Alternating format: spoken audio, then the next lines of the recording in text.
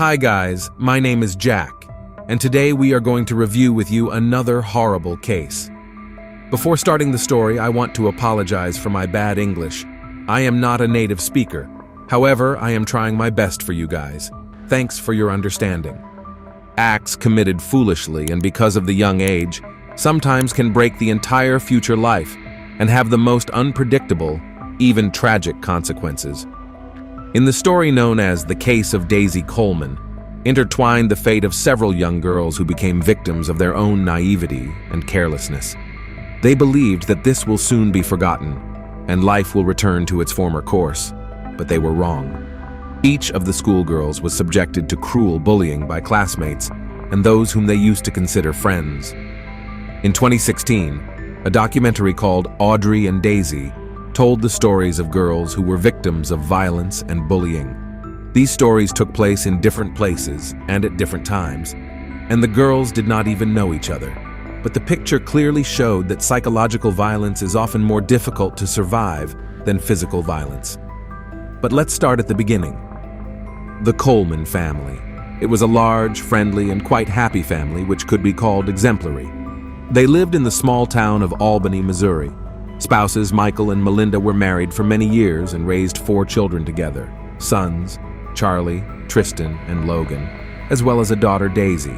She was the second child and the only girl in the family. Both parents worked in the medical field. Only Michael was a surgeon and his wife a veterinarian. They were considered respected people in their town. All family members were sports fans and cheered for local teams. In 2009, when Daisy was 12 years old, she and her father and older brother traveled by car to a neighboring town to attend a soccer game. However, the weather turned bad that day, and the car skidded on the wet road, resulting in a collision with a car that was traveling in the oncoming lane. The father of the family died on the spot, but the children fortunately were not seriously injured. The Coleman family was bereaved, and they soon decided to move to another city for a change of scenery.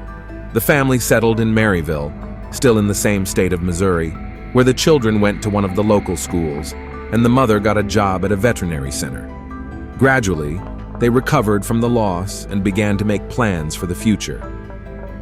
Daisy was actively engaged in dancing and gymnastics, and was also a member of the school cheerleading team. In addition, the girl discovered another talent. She drew very beautifully and dreamed of becoming an artist or designer in the future. At school, she had many friends who characterized her as bright, kind, open, and cheerful. Daisy had a best friend named Paige, with whom they were practically inseparable. The girls went to school together, were on the same cheerleading team, and attended the same dance studio. They often stayed overnight at each other's houses, which became a common occurrence. On January 7th, 2012, when school was on winter break, Paige once again stayed overnight at her friend's house. They watched movies, ate sweets, and chatted, and when everyone went to bed, Daisy sneaked down to the home wine cabinet and stole a bottle of hot liquor from there, which she and her friend drank. After midnight, Daisy began texting a local hottie, 17-year-old Matthew Barnett, who was considered one of the most popular guys in school and was an up-and-coming soccer player. He was friends with her older brother, Charlie, with whom they were in the same class and often visited the Coleman family home. Daisy was flattered by the attention of a grown boy, and she was eager to chat and flirt with him. When she wrote that she was spending the night with a friend, Matthew invited the girls to a party at his house, suggesting that they have fun without their parents. They eagerly accepted his offer and quietly left the house, escaping through Daisy's bedroom window. Soon Matthew and his buddy came to pick them up, and the young men headed to his house, where several other kids from their school were waiting for them. Nightmare party. The party was held in the basement of the house, which the young people got into through the garage. As soon as Daisy and Paige went inside, they were offered alcoholic cocktails that the guys had made themselves. Matthew was particularly persistent.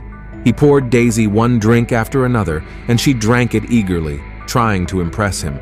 At one point, Paige tried to intervene because she thought her friend was already pretty drunk, but she was asked to stay out of it. At the party was a guy named Nicholas, whom Paige had long had a crush on. He approached her and started flirting with her. They drank together, and afterward, The high schooler offered her privacy in another room. Paige agreed, realizing what would happen next. Their intimacy didn't last long, and when they went back inside, Daisy wasn't in the large room.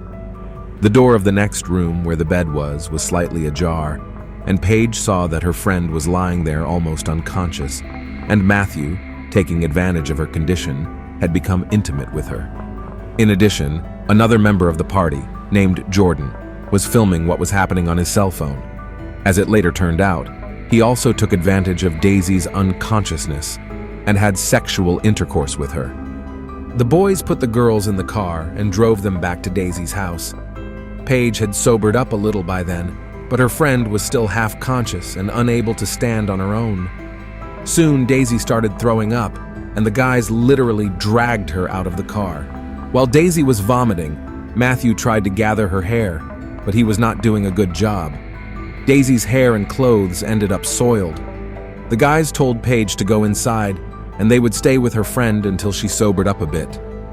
Paige believed them and went back into the room through the window without waking anyone. She laid down on the bed, and since she was still drunk, fell asleep right away. In fact, the boys tricked Paige, and as soon as she returned to the house, they left Daisy lying on the cold ground on a January night, having first taken off her jacket. They later explained their actions by saying that they were afraid someone would see them with a drunken minor and call the police. They allegedly took off the jacket because Daisy was vomiting and had soiled it. Apparently, Daisy lay outside in sub-zero temperatures for several hours before she came to her senses. According to her recollection, at first she thought she was dead because she couldn't feel her limbs, couldn't move or scream. She was also not wearing shoes or socks, but no one could explain where they had gone. Her wet hair was frozen to the lawn, and she had to make an effort to lift her head and look around. Daisy crawled to the doorstep of her own house and slammed her hand on the front door several times. Somehow Maline's mother woke up from the noise and, thinking it was the dog asking to come inside, went to open the door. Melinda almost lost her senses when she saw her daughter lying on the porch in a helpless and semi-conscious state, undressed and without shoes. The mother shouted and woke her sons, who immediately rushed over and helped to carry her sister into the house. She was wearing only a t-shirt and thin pants, and her limbs showed signs of frostbite. Daisy could not speak, but only sobbed occasionally. She was shaking violently and smelled of alcohol. At first, the mother tried to keep her daughter warm by wrapping her in blankets, but quickly realized that it wouldn't help, so she told her sons to carry her sister into the bathtub. There, Melinda began removing her daughter's clothes and saw that her thighs were covered on the inside with bruises and abrasions. She immediately realized that her daughter had been abused and called the police and medics. Until they arrived, the mother warmed Daisy with warm water. As a medical professional, she knew what to do in such cases to avoid harm and minimize the negative effects of frostbite. At the hospital, Daisy's condition raised serious concerns. Tests showed that her blood alcohol level was twice as high as normal. Her body showed signs of frostbite, as well as the consequences of rough intercourse with bruises and lacerations in the perineum. It was impossible to interrogate Daisy because the events of the previous night had been almost completely erased from her memory. Then the police decided to question Paige, who told them everything that had happened to them. The friends admitted that they took a bottle of alcohol in the home bar without permission, hoping that no one would notice it. The contents of the bottle they managed to drink, so when the guys invited them to their home, they were already drunk. Paige had told them about the intimacy and that Jordan had videotaped what Matthew had done to the unconscious Daisy. Now it was necessary to interrogate the guys, study the video, and find the victim's cell phone, which she didn't have with her. After searching the grounds of the house, the police found Daisy's gadget in the snow on the lawn. The phone saved her correspondence with Matthew, which was quite intimate. The very next day, all three boys were taken to the police station for questioning. Matthew confessed that he had organized a party in his house, to which he invited two girls. He confirmed that the girlfriends were already drunk when they came to them, but they, according to him, were aware of their actions, understood what was going on, and willingly agreed to everything. At first, Matthew categorically denied that he had bought Daisy a drink, but soon began to confuse his own testimony and confessed that he poured her alcohol to melt the ice in her heart. But he insisted that Daisy was conscious during the intimacy and that it was consensual, using contraception. Matthew went on to say that he drove Daisy and Paige home. Daisy felt sick, she was vomiting, and then he decided to take off her jacket so she wouldn't get dirty. Her shoes, he reasoned, she had taken off by herself for some reason. The young man assured that when he and his friends left, they were sure that Daisy had gone to her house. Jordan admitted that he filmed Matthew and Daisy's intimacy on his phone and even managed to show the video to a few friends, but then decided to delete it. Nicholas also admitted that he and Paige had sexual intercourse and noted that she was okay with it. After questioning, all three guys were taken into custody. Nicholas was the only one who did not deny, cooperated with the police, and confessed to everything, and was the first one who was immediately sent to a juvenile detention center. Detectives found the situation with his friends less clear-cut. The local sheriff sided with Matthew and even praised him for taking the girls home, but the sheriff deliberately omitted the fact that one of the friends was left in the cold in a semi-conscious state, previously undressed. Also, for some unknown reason, the video, which was filmed by Jordan, and which could have helped to shed light on the state in which Daisy was during the intimacy, was not even tried to restore, considering this detail irrelevant. Crucial to the trial was Daisy's testimony, which she gave on the very first day she was in hospital. She did not, as I said, remember the events of that night, but when asked by a police officer whether she herself could have offered intimacy in exchange for alcohol, Daisy allowed for that possibility. Later, Coleman denied this, saying she didn't hear the question and was still not well aware of what was going on. But this verbal trap allowed the charges against Matthew and Jordan to be dropped. In addition, as it turns out, Matthew Barnett's grandfather, who was once a police officer himself and later went into politics and became a state representative, became involved. Moreover, the sheriff, who empathized with the guys, noted in court that he did not consider the girls to be victims at all. In the end, the young men were acquitted and released from the courtroom. Physically, Daisy recovered a few weeks after those terrible events, but mentally, she remained a wreck. Daisy went back to school, hoping to return to a normal life, but instead of support and sympathy, she faced severe peer bullying. Most of the students took the side of the popular handsome Matthew, and Daisy and Paige were called liars and easy girls, ready to give themselves for a bottle of alcohol. Coleman was kicked off the school cheerleading squad and literally became a pariah everywhere she went, even though her brothers tried to stick up for her. Daisy regularly received anonymous calls and texts that were abusive or threatening, and her mother received similar messages. Her best friend and her mother stopped communicating because she was also a victim of bullying and had to transfer to another school.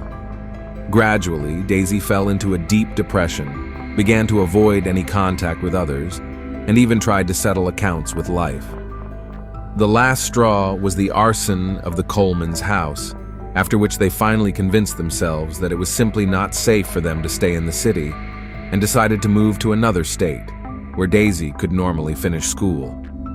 A few years later, when Daisy was already in college, an influential online publication publicized her story, and once again drew public interest in Daisy.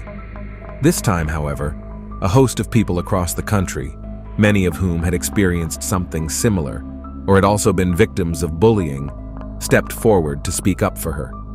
And soon, a documentary film, Audrey and Daisy, was made, raising the issue of violence, harassment, and bullying.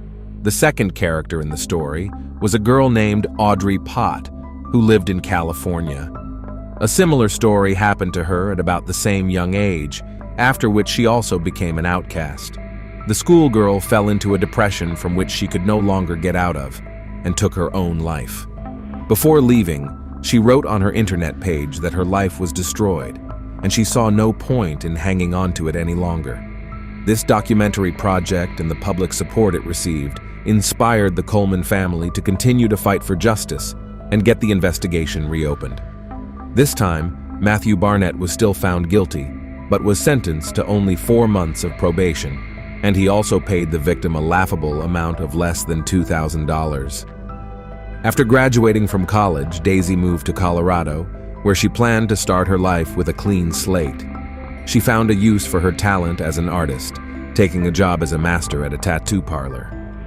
At the same time, Daisy was offered to take part in another documentary project, and she readily accepted. For a while, it seemed to her that everything was getting better, but in the summer of 2018, trouble came to her family again. Mom and younger brother Tristan decided to visit Daisy and went to her by car. But on the way to another state, they got into a car accident, as a result of which the young man died on the spot, and Melinda was taken to the hospital with serious injuries. This tragedy undermined Daisy's already unstable emotional state.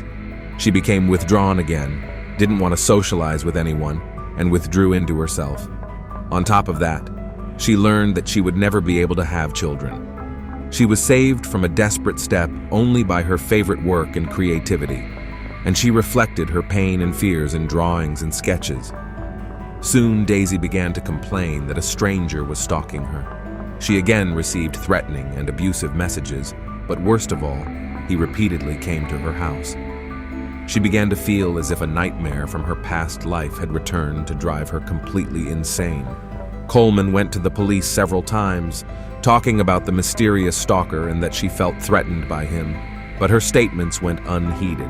In addition, Daisy discovered that the second key to her house was missing and assumed that the man stalking her had stolen it. On August 4, 2020, police arrived at Daisy's house, called by Melinda. She couldn't reach her daughter and assumed the worst, so she called for help, asking the police to drive over and see if everything was okay. Daisy was home and admitted she was very scared, but the police found no intruders, either in the house or nearby, and so quickly left. A couple hours later, Daisy called her boyfriend via video link. She was crying, talking about how she couldn't take it anymore, and then pulled a gun out of her desk drawer and shot herself. The guy immediately reported the incident to the emergency services and went to his beloved, but it was too late. Daisy died at the age of 23.